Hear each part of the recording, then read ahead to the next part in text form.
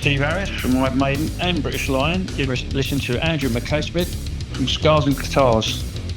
G'day everybody, I hope you are well. It's just fantastic to announce that this episode features a conversation with the iconoclast, Adrian Smith from Iron Maiden and Smith-Kotzen. Now the catalyst for the chat is due to the launch of the sophomore album from Smith-Kotzen titled Black Light, White Noise. We discuss the influences, the roots of the music that they've conjured, ranging from hard rock, blues and classic R&B. Adrian shares the ideas that help shape the album, the writing process, the impact of having Jay Ruston involved, and much, much more. I was able to ask him some questions about his approach to melody and phrasing on the guitar and the habits that he works hard to avoid, the methods that he uses to keep his playing fresh as well. Now, as an artist, as a guitarist that's influenced generations of musicians, he provides deep insight into his thoughts on artificial intelligence and how it relates to creativity and the broader impact on society. All right, a couple of things before we dive into the chat. The recording was sent to me from Adrian's management, and I was also under instruction to keep the chat squarely focused on Smith-Kotzen. So here he is, Adrian Smith. I'll just get the the fan aspect out of the way first, if you don't mind. I've been listening to your music for decades, I must say, and your solos have always given me great joy, as I'm sure you hear this stuff fairly regularly from people and in the day-to-day and during interviews and the like. But thank you very much for adding so much colour and light to our lives. That's the way I want to start things. Thank you. Thanks for. I appreciate the compliment. Thanks. No worries at all. Hey, look, Black Light, White Noise, it does mark the second album from you and your good mate, Richie Kotzen, and it embraces even a wider range of influences and a spectrum of colour, if you like, from hard rock and blues to classic R&B. Were there any specific artists or even albums that inspired you throughout his creation? Well, I sort of grew up as a teenager in the early 70s and got exposed to, Deep Purple, Free, Bad Company, Humble Pie. That sort of music hits you like a ton of bricks when you're 15, And I loved it then, and I still do. Having said that, I mean, you can't just recycle the same old stuff. So I personally take that as inspiration. And or part of my inspiration, I think, but what Richie and I try to do, I mean, he has his own influences, which are similar to mine, but he has also, he's from Philadelphia. He listens to a lot of black music, soul music, funk, jazz, so that's his thing. He'll probably tell you better than I can. So you bring that together, and then we try to take it to another level. So you get a good groove going, a good riff. You can't beat a good riff. It has its own life and energy. And then try and write a song, a well-rounded song, come up with lyrics that have a meaning and people can relate to, So you take it up another level and try and create something unique. That's what we're always trying to do. That's what keeps you going, You're always trying to write that better song, So that's that's my thought process, yeah. I mean, also, when I was a kid, when I was 8 or 9, I loved the Beatles, They were big in England, they were big all over the world. Used to love it. Used to get my dad's ukulele and pretend I was John Lennon, And I think even when I was a kid, I appreciated the craftsmanship of their songs. And I think that rubs off, that's in your DNA as well, songs. So yeah, that's my inspiration. Anybody with children can especially relate to the themes around the lead single White Noise, which I understand is about the rise of social media and digital overload. So were there any personal experiences or observations that inspired the lyrics from your perspective? Well, you've only got to drive down the street and you've got to stop your car because people are walking out in front of you and they're on their phones, they're addicted. Hey, I get sucked into it like everybody else. It takes over your life sometimes, you get bombarded with all the things you like. Like, it all comes very easily, just keeps coming up on your feed, all the stuff you love. So you're there, you're looking at it with your neck bent over like that. You're bombarded with news 24/7 about all these terrible things that are happening in the world. I mean, what are you supposed to do? It's not natural to be, to have to be so concerned with absolutely everything. I think people are moving way beyond their personal spheres, trying to change things that they have no power on because they're aware of them. And then they feel that they have to do something about it. And they've stopped getting on with the basic, put one foot in front of the other, earn your living, pay your tax, and just live your life, and be happy. And it's just, I don't think it makes people happy. Anyway, a little rant there. I had the riff to White Noise. It was just like a bluesy, stomping rock song. And then we came up with the idea for the title White Noise. I thought it was a great title. And then just spun the lyrics around that, social media, yeah. Yeah, for sure, yeah. The other thing too, it's hard not to be impressed with Muddy Water, which is really saying something about your catalogue as well. But that's perfect song to kick off the album. It's just a heavy blast, isn't it, really? So what made that the perfect album opener from your perspective? Well, Richie and I tend to write in sort of bursts. We have, I usually spend 2-3 months in the US a year around Christmas time, and that's when we usually get together because we live close by to each other in California. So I go over to his house, and we were talking about doing another record. So I went over there.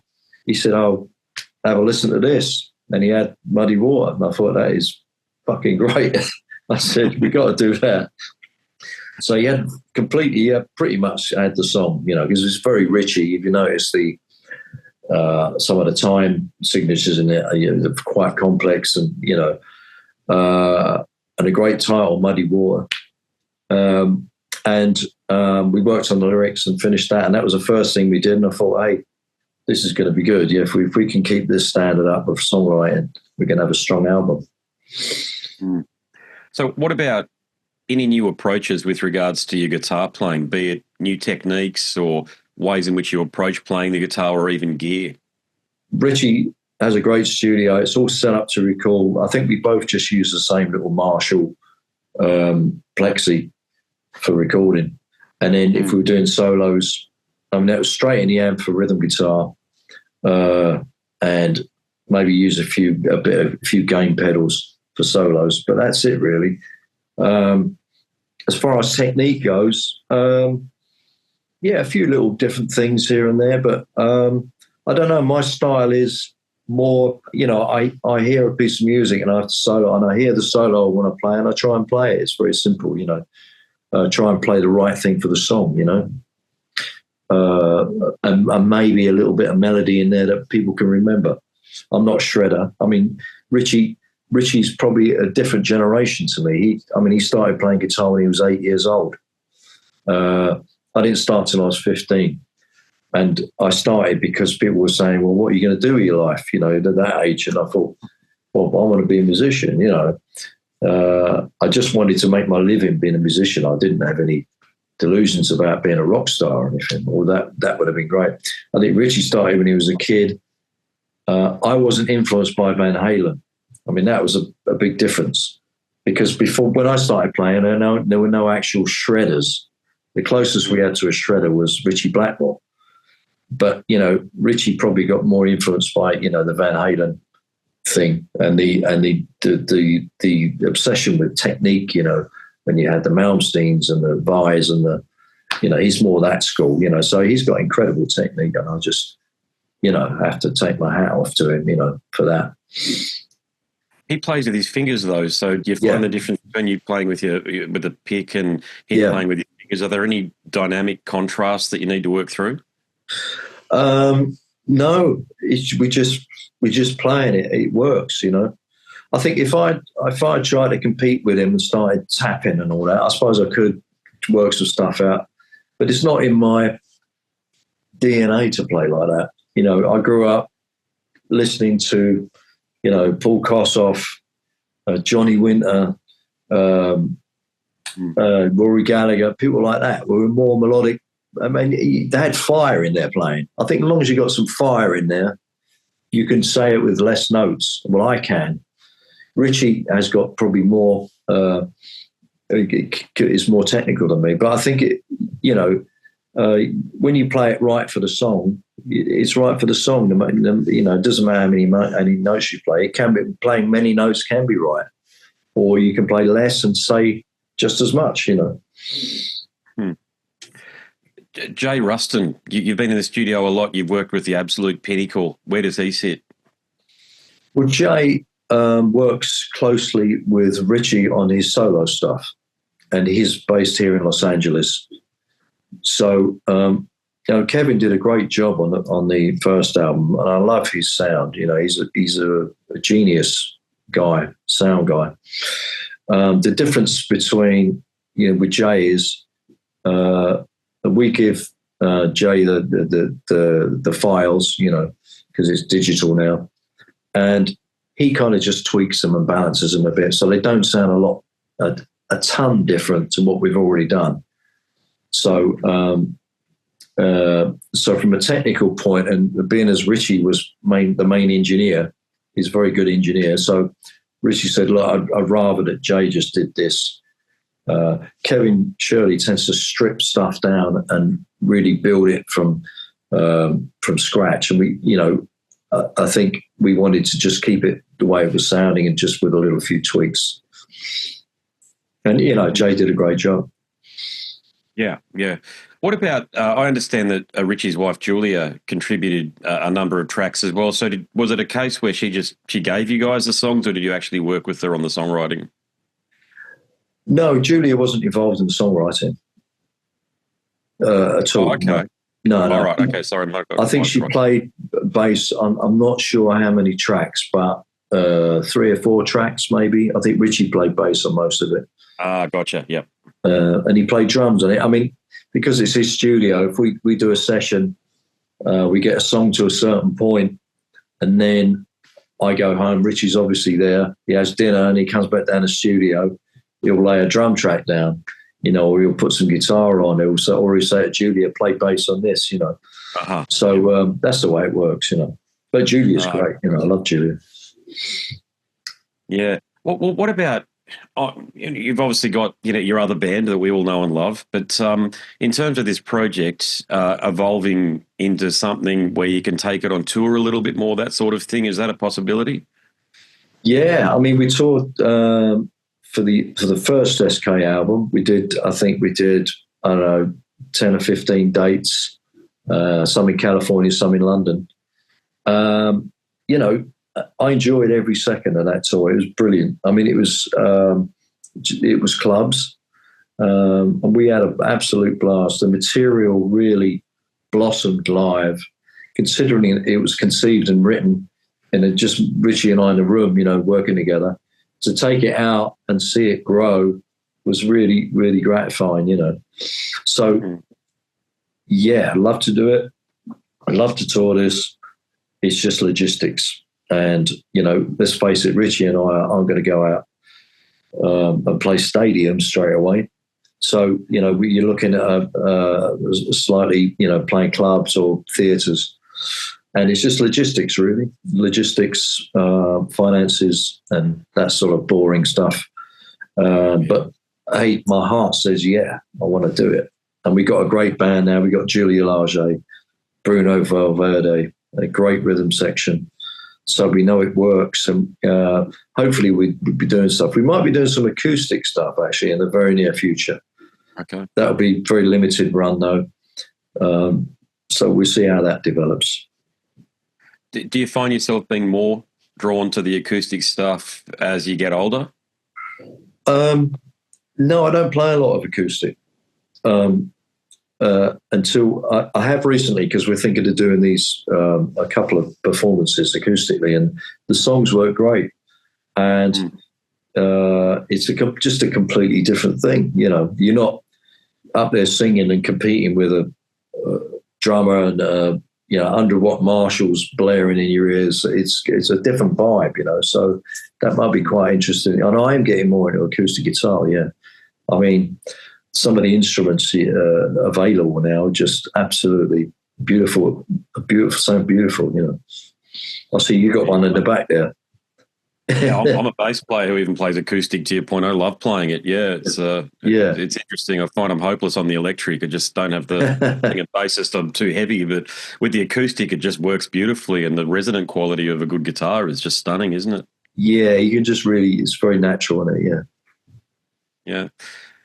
You have your own approach, your own signature style. You are absolutely adored by it. I know you may know this or otherwise, but hordes of extreme death and black metal guitarists who just put your playing up there on a pedestal. Yeah, really? my old friend who passed away, Stuart Ansters from Cradle of Filth, was a big fan in particular, and you could really hear your playing come through his, and it's that. Oh, that's lovely. I'm sure. I'm so sorry he passed away. I didn't know, but that's nice. That's nice.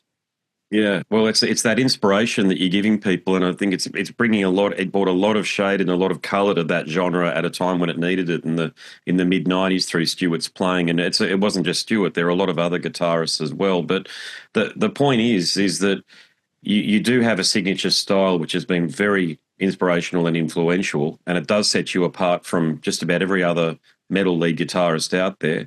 Oh. But do you ever find... No worries, yeah. Do you ever find yourself gravitating toward particular patterns or scales instinctively, and how do you break out of habits to keep things fresh?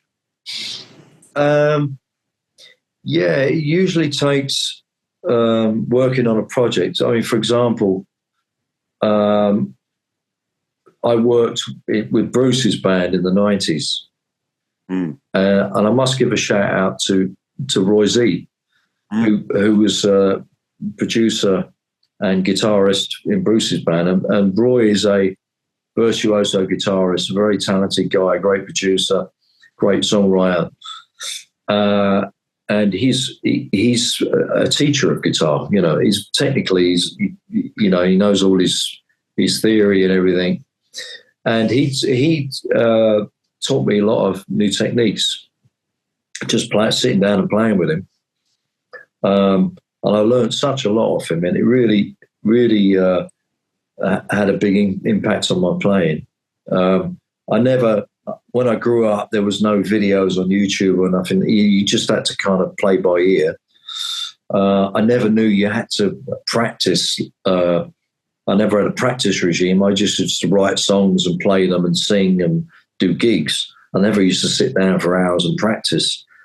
But Roy showed me stuff, and I thought, hey, he's technically miles better than I am, and I'm playing in a band with him, and I've got to go on stage with him. I better get my shit together. So I started practicing like 2-3 hours a day. I learned, he showed me alternate picking and all that stuff. The whole drop D thing, I didn't know how to do that.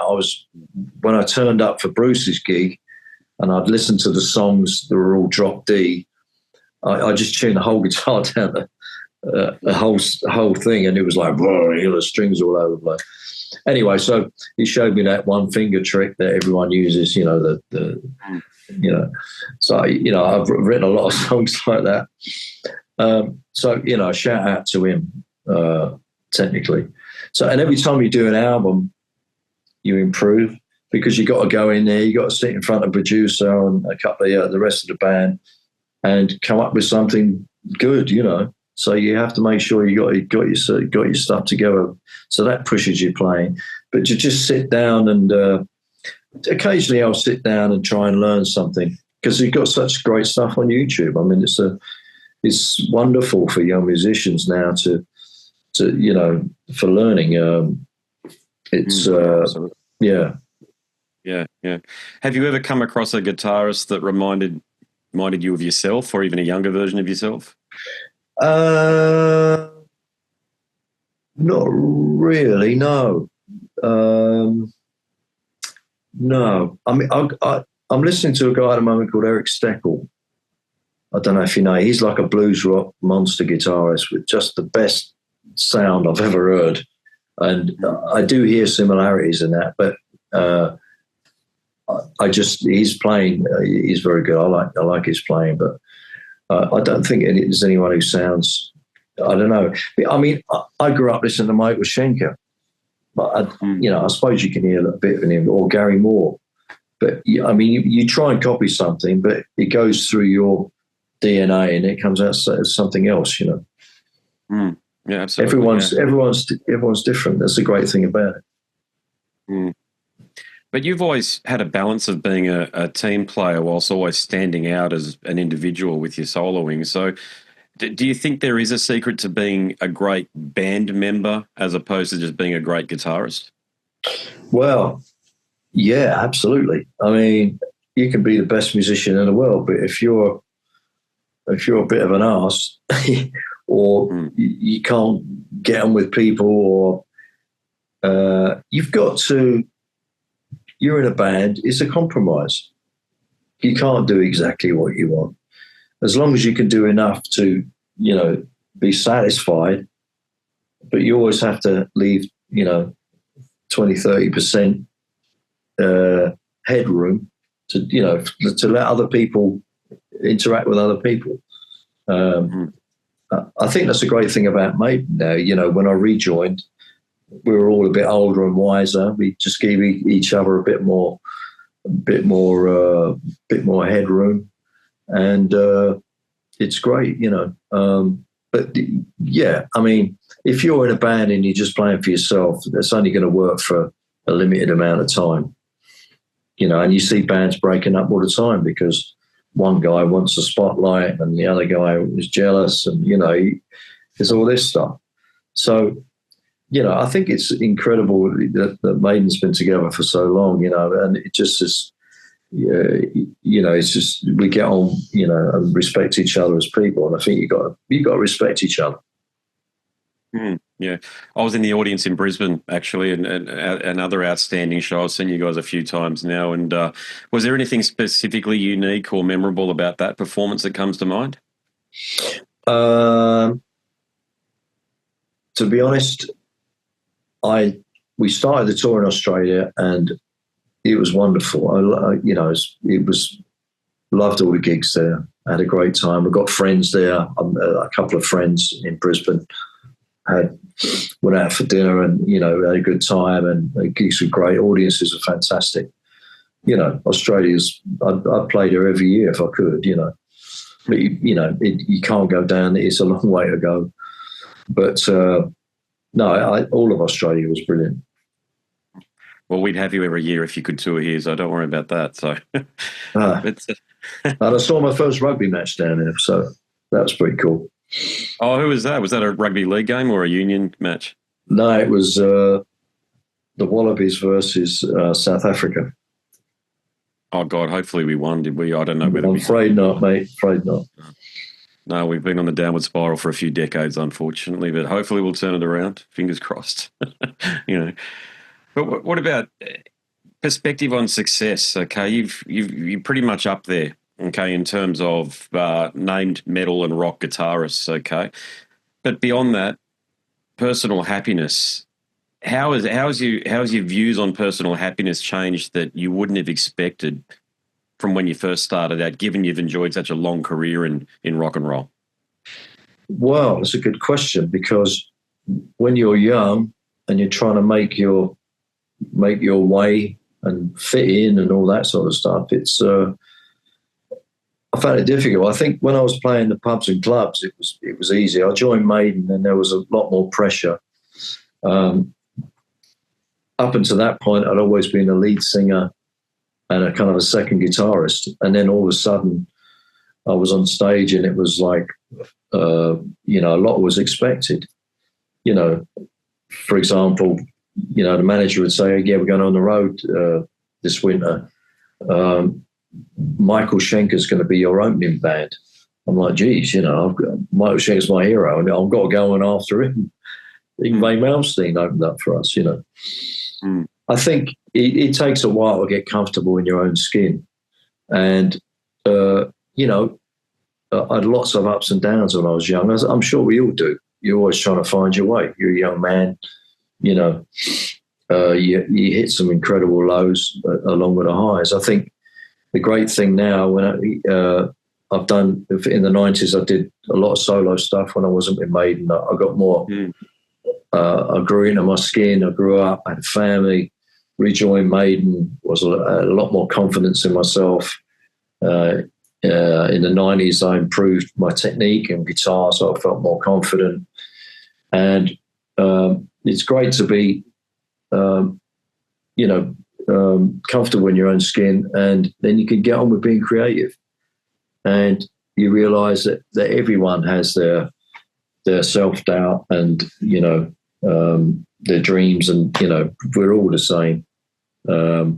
So you just take it as far as you can, You're always trying to write, the greatest song you've ever written. That's what keeps you going. Or, I very rarely listen to myself and think, oh, yeah, I'm great, I'm always like, fuck, I can do better. I didn't like that note, my vibrato was good there. You're always working on it, and but it keeps me interested, keeps you going. You're striving. It's about striving, isn't it? Still. Yeah. Indeed, yeah. Hey, look, we're at the intersection of AI really becoming, I wouldn't say pervasive, but it's certainly prevalent in our lives. It's probably where social media was 10 years ago compared to where it is now. But do you have a view on AI in how it relates to creativity? For example, do you use it in any way to help you craft songs, or would you use it? No way. I don't know. I don't even want to think about it. I mean, AI. I mean, you can. What was it? Someone was telling me the other day. Somebody, as a birthday present or as a present to his friends, he had a song written by AI for each one of them.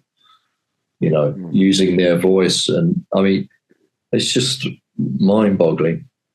It's like beginning of the end. I mean, social media is bad enough, but this is just another level. I can't see it having any effect. I mean, even digital recording and Pro Tools now has enabled anyone to make up something that, you can present something that sounds respectable, but it's all done by computers. I mean, at least, I grew up old school where you had to actually play in the studio. You couldn't tune it up afterwards. So that forms makes you more of a craftsman. Digital recording we use because it's convenient and it saves time and it saves money. AI, man, I don't know. I don't know. That's scary.